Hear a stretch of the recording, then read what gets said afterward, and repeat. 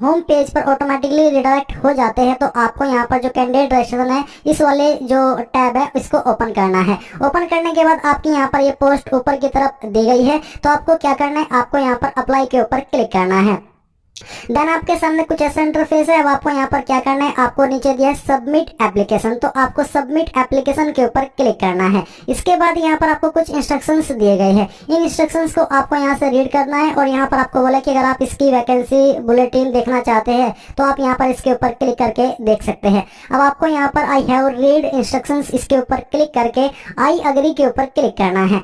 अब I agree के ऊपर क्लिक करने के बाद यहाँ पर आपसे पूछा कि authentication mode through personal detail या फिर थ्रू ओटीपी। अगर आप पर्सनल डिटेल का माध्यम यूज कर रहे हो तो आप यहाँ पर पहले वाला ऑप्शन सिलेक्ट करेंगे, अगर ओटीपी तो फिर सेकंड वाला। तो मैं यहाँ से पर्सनल डिटेल सिलेक्ट करता हूँ। इसको सिलेक्ट करने के बाद में आपको 2021 का जो पीटी रजिस्ट्रेशन नंबर है वो एंटर करना है। जो आपकी डेट ऑफ बर्थ है वो आपको यहाँ पर सिलेक्ट कर लेनी है, और फिर जो आपका जेंडर है वो आपको सिलेक्ट करना है। इसके बाद आपसे पूछे कि क्या आप यूपी के स्थायी निवासी थे, अगर हाँ तो यस, नहीं तो आपको नो करना है।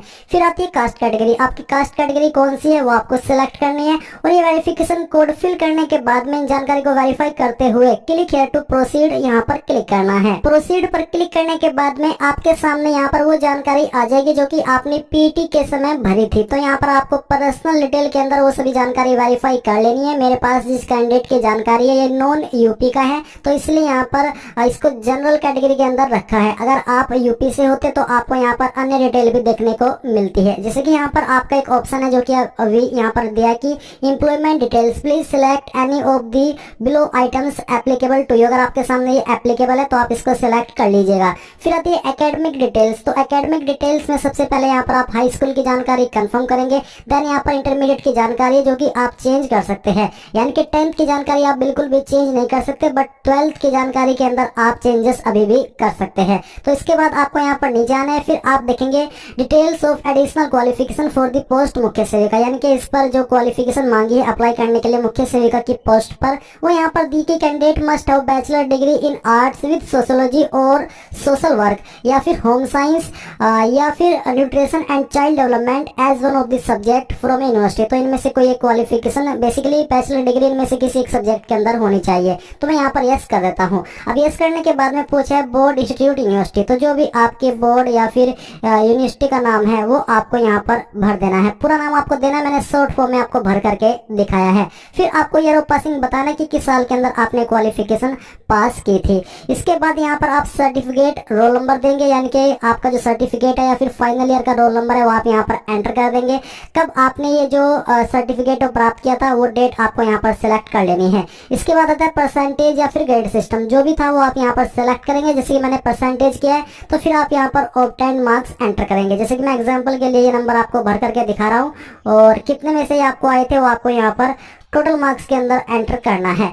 इसके बाद दोस्तों यहाँ पर आपको ये कैप्चा कोड फिल करना है और सबमिट के ऊपर क्लिक करना है। नाउ गाइस यहाँ पर जो आपने भी जानकारी भरी है और जो आपकी पर्सनल डिटेल थी उसका प्रीव्यू आपके सामने है। इन सभी जानकारी को आपको एक बार फिर से चेक कर लेना है, और चेक करने के बाद में जब आपको लगे कि सभी जानकारी मैंने सही से भरी है, जैसे कि आपकी यहाँ पर एसेंशियल क्वालिफिकेशन दी गई है, तो आपको यहाँ पर नीचे आना है और फिर आपको यहाँ पर click here to proceed for photo and signature यहाँ पर क्लिक करना है। अब इसके बाद में आपके सामने फोटो एंड सिग्नेचर का सेक्शन आ चुका है, जहां पर जो आपका फोटो है वो दिया गया, यानी कि आप इसको यहाँ पर चेंज नहीं कर सकते। इसी को आपको वेरीफाई करना है, और वेरीफाई करने के बाद आप यहाँ पर कंटिन्यू के ऊपर क्लिक करेंगे। फिर आती है आपके सामने अदर डिटेल, तो अदर डिटेल में यहाँ पर फिर से आपके सामने आपकी इन्फॉर्मेशन है जो कि अभी आपने भरी है। इसमें एक ऑप्शन है कि update required document details if not applicable type NA, तो यहाँ पर है एज प्रूफ जो कि ऑप्शनल है, यानी कि देना चाहे तो दे सकते हैं, नहीं तो आप इसको खाली छोड़ सकते हैं। इसमें अगर आपके पास बर्थ सर्टिफिकेट है वो आप अपलोड कर सकते हैं, अगर वो नहीं है, आपके 10th की मार्कशीट है तो वो आप यहाँ पर दे सकते हैं। तो इसी अथॉरिटी में बेसिकली आप यूपी बोर्ड लिख दीजिएगा,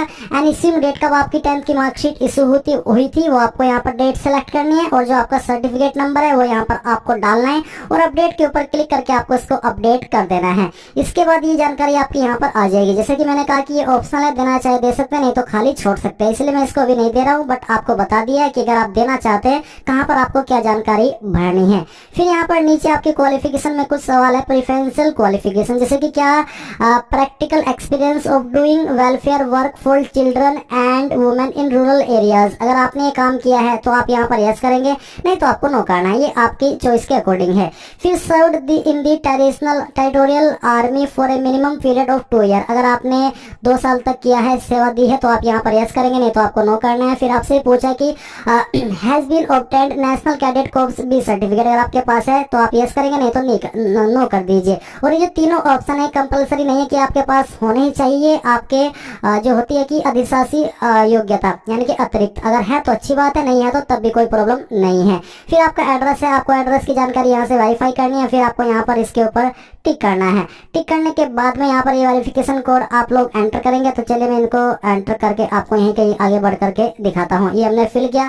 फिर सेव एंड प्रोसीड के ऊपर क्लिक करके यहाँ से ओके कर दीजिए। फिर यहाँ पर आपके सामने do you want to finally submit your application form for this said post kindly confirm. अगर हाँ तो आप यहाँ पर टिक करेंगे कि proceed to payment of fee. And अगर आप कोई चेंजेस करना चाहते तो आप प्रीव्यू एडिट के ऊपर क्लिक करेंगे। बट मैं यहाँ पर क्लिक करता हूँ कि हाँ मैं इसको सबमिट करना चाहता हूँ। इसके बाद यहाँ पर आपके सामने फीस का अमाउंट आ चुका है। आप क्लिक टू पे के ऊपर क्लिक करके जो आपकी फीस का अमाउंट है पे कर देंगे। जैसे आपकी फीस जमा हो जाएगी तो आप यहाँ पर प्रिंट एप्लीकेशन फॉर्म के सेक्शन पर ऑटोमेटिकली आ जाएंगे एंड अपने फॉर्म का आप फाइनल प्रिंट आउट ले पाएंगे। इस प्रकार से आप लोग यूपी SSSC मुख्य सेविका ऑनलाइन फॉर्म 2022 को भर पाएंगे। आई होप ये प्रोसेस और ये जानकारी आपको पसंद आई होगी।